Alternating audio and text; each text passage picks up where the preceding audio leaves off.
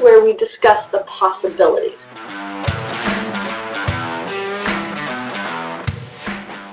Hey guys, I'm Dr. Kori Propst, Wellness Director, Vice President, and Health Psychologist at the Diet Doc, and I'm here again with my partner, Dr. Joe Klemczewski, founder of the Diet Doc.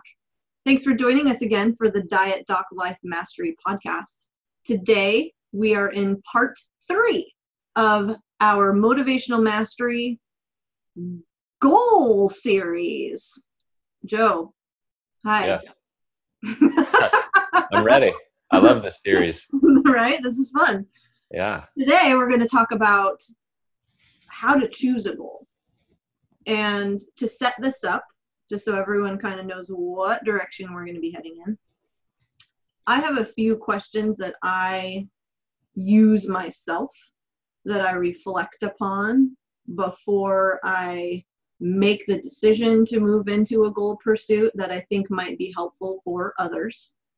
And then the other piece of this that I think would be valuable to go into, because we've mentioned it in our previous podcasts, is what's the difference between an intrinsic goal and an extrinsic goal, and how do both of those kind of influence what we do and how we think, and the level of persistence maybe that we will embody throughout our goal pursuit. So let me ask you this, Joseph.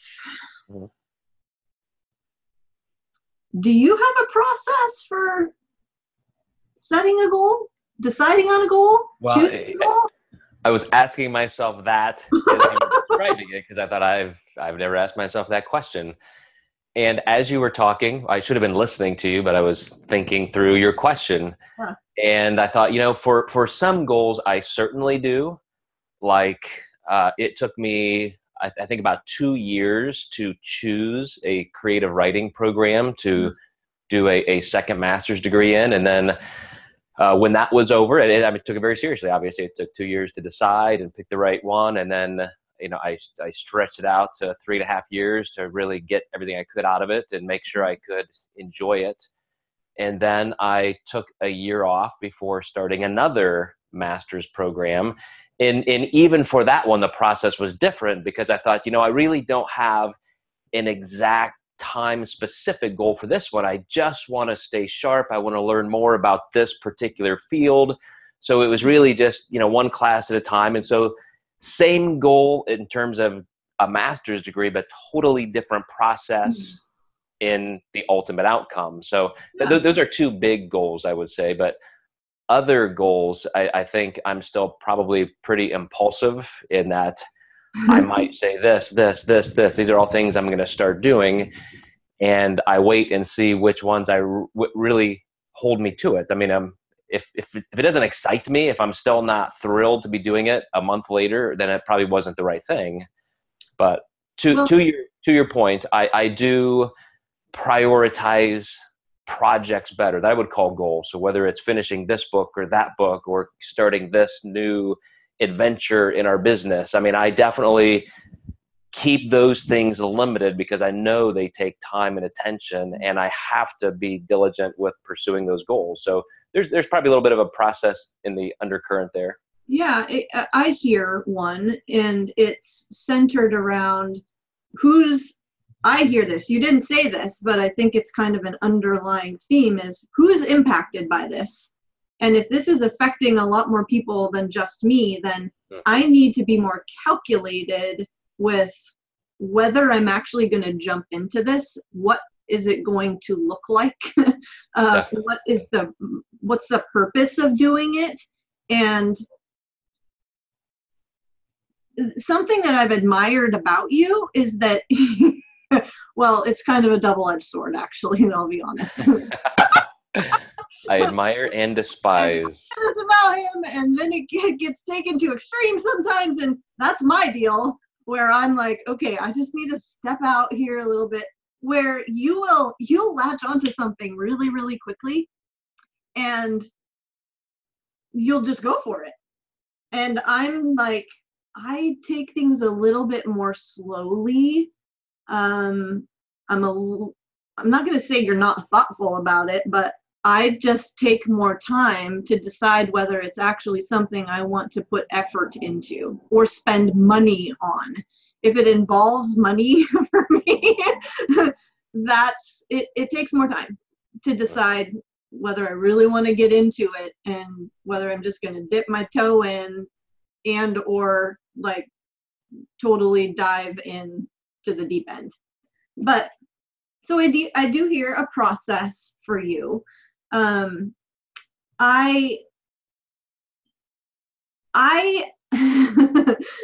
I ask myself things like, what do I think about all the time? Yeah, coming back to the original question that I got from that girl about needing a goal to feel good and not depressed.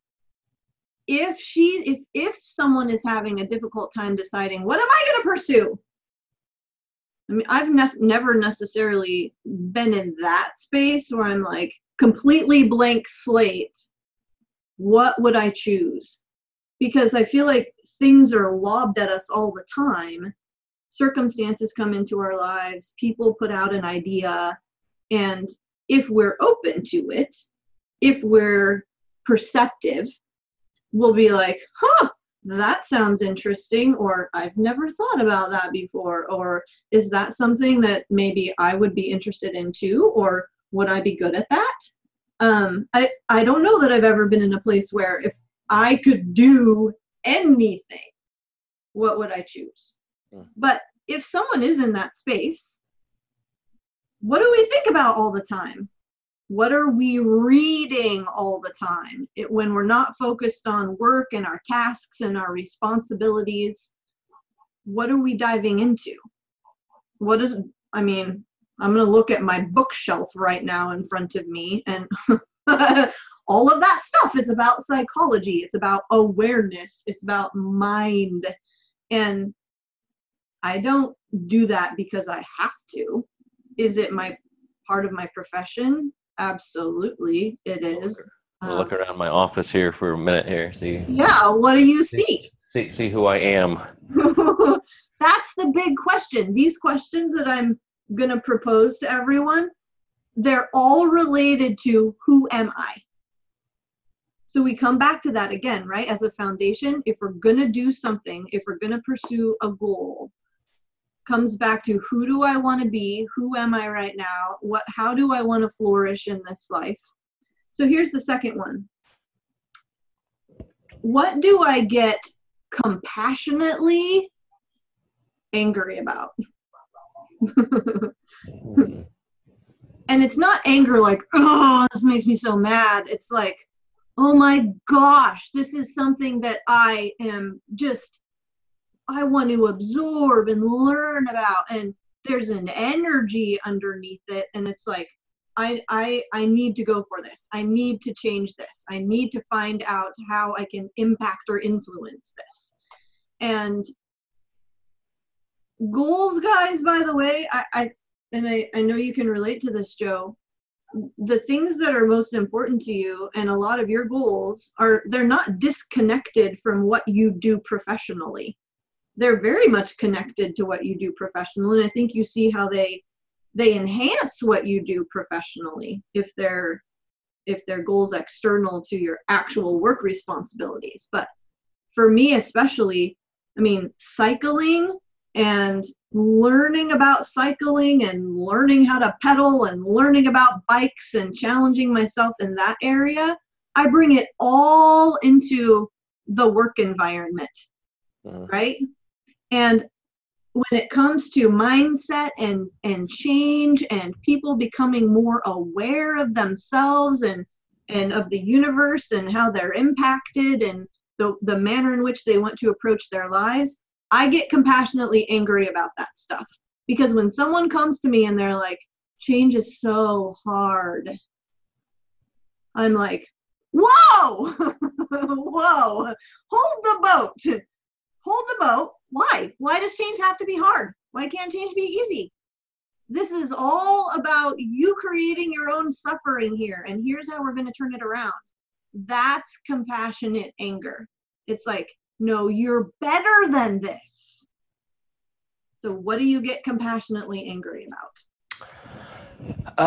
Well, I would say that the most underlying component of that is the social sciences. Mm-hmm. So very similar, as somebody comes to you and says, I'm personally suffering, and you say you're creating that.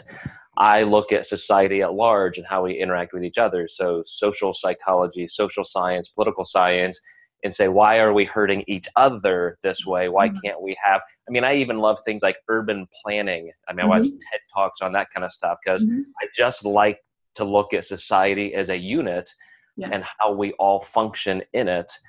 So yeah, there are a lot of social aspects of life that I get excited about. And yeah, compassionately angry, sometimes just angry.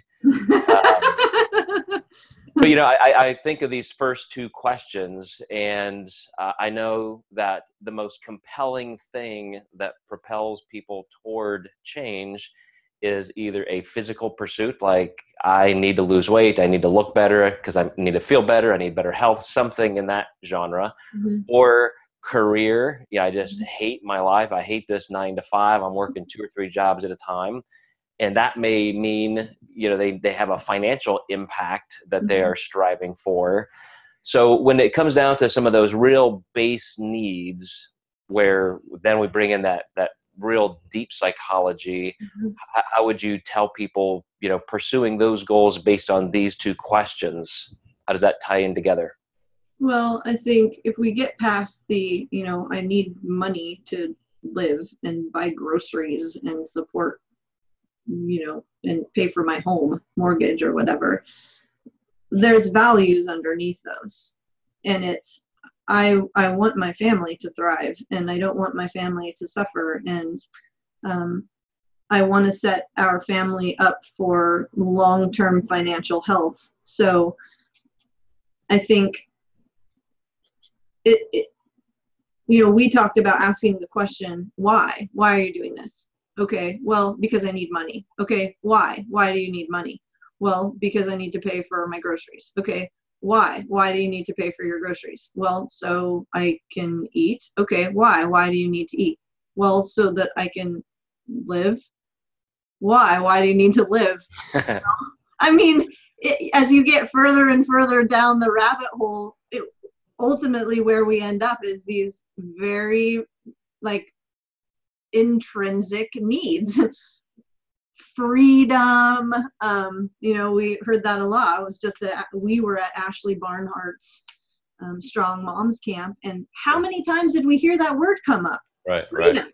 We're amongst a group of people who are pursuing health goals, fitness goals, fat loss goals, but what keeps coming up?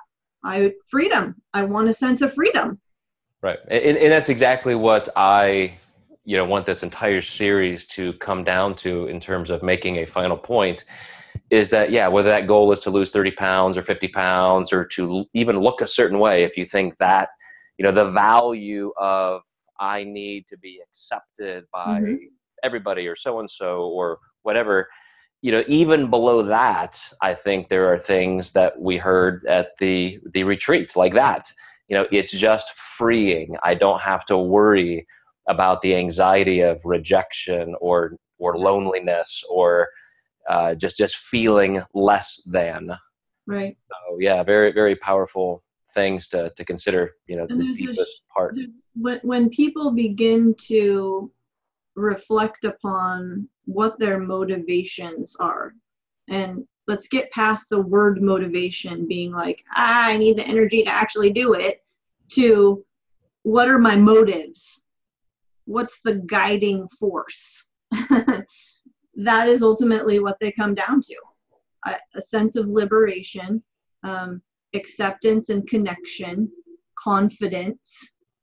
How many times have I heard I had 5 different mental edge sessions yesterday, and it all kept coming back to, you know, when I am healthier, when I am fitter, I am going out more, I'm spending more time with people, I'm creating connections. And the sad thing to me is oftentimes people will wait to do those things until they're fit and healthy and have a lower level of body fat. Let's pursue the goal and do those things at the same time. I could get off on a whole track there, but here's the other thing. This boils down to this final question that I have people ask themselves is, what gives you hope? And hope is really the assumption, the positive assumption that the future is going to be an improvement from the present. That what is going to be, I can look forward to. It's going to be an improvement. It's going to be better than. It's you and I'm getting lost in our conversations about hope. Our philosophical conversations about hope and what that means to different people. And because we got into a discussion with a woman at Ashley's retreat, and she was like, yeah, I can't relate to hope. And of course, she's got hope. Words in general have a lot of associations for people and meaning, and bare bones definition though, hope is the assumption that the future will be an improvement from the current circumstances. And that's, to me, it's optimism. So Louis C.K. in his last stand-up special had this little skit about suicide, and he said the whole world is just full of people who decided not to kill themselves yesterday. And to me, I think that's a hilarious way to acknowledge that hope is, I think, the fuel that keeps us going quite literally day to day. I mean, and I look at goal setting like this. We have kind of this story arc of this is where I want my life to go. And I think that's important. Like if I could whiteboard this, I would say, what is your main story arc of your life? When you're being eulogized at some point, what do you want people to say your life was? And then in between there, what are the subplots? What do you want to do? You have different parts of your life, your relational and social life, your intellectual life, your family life, you're a parent or you're a child, you have these different components. What about your fun and play life and just leisure, adventure? Yeah, you're going to have some things that challenge you. You're going to have setbacks and all that. But how do you take those steps to get there? And as you're saying, if you can, in setting a goal, align that with the hopes you have for your entire life. Yeah. It doesn't have to be that you're living one single thread and that's all you pour your life into. That's where the multi-dimensional stuff comes in that we always talk about. People know us as the health psychologist, the nutrition guy, and yet we bring all these other facets of our lives, into that with us. But I think of, again, I go back to that person who's like, okay, I watch your podcast because I want some kind of life transformation, whether here or here. So you're telling me there should be a process in selecting my goal. And I don't want to be that person who says, well, gosh, I just had a blowout weekend and gained 10 pounds. So I guess I'm going to start a diet. Let's diet, go, like an infomercial. Let's be thoughtful and have a process. So how do you take these three questions and then, Kori, plot them out into the best decision-making process? Well, that's a whole other podcast, Joe. Thought it was this one. I thought this was going to be our summary. Well, so maybe we should talk about because ultimately we want the goal to be intrinsic, right? Which is, I am doing this because for its own sake. Yes, I want to lose 10 pounds. That's maybe the ultimate outcome that we're going for, but I want to get the person to understand that it's the process and it's the day-to-day activities that we do incrementally that are going to lead there. if all we're focusing on is that outcome, we're not going to feel that level of vitality and energy that ultimately we want. That's why we're setting a goal in the first place, is to change, right? So if somebody said, I want to lose 10 pounds, but I want to be thoughtful and I want to go through a correct process that's hopefully going to lead this to a sustainable conclusion, I will ask them, help me understand why that's important to you. How and will so that change your life? So they could write these questions down and start saying, okay, per this specific goal, here's what makes me compassionately angry. Here's what gives me hope, and in relating it back to those individual goals. Yeah, I am hopeful about, say it's 10 pounds. I'm hopeful about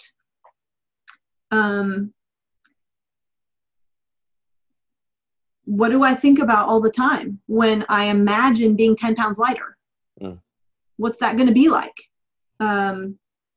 What do I get angry about when I think about staying here?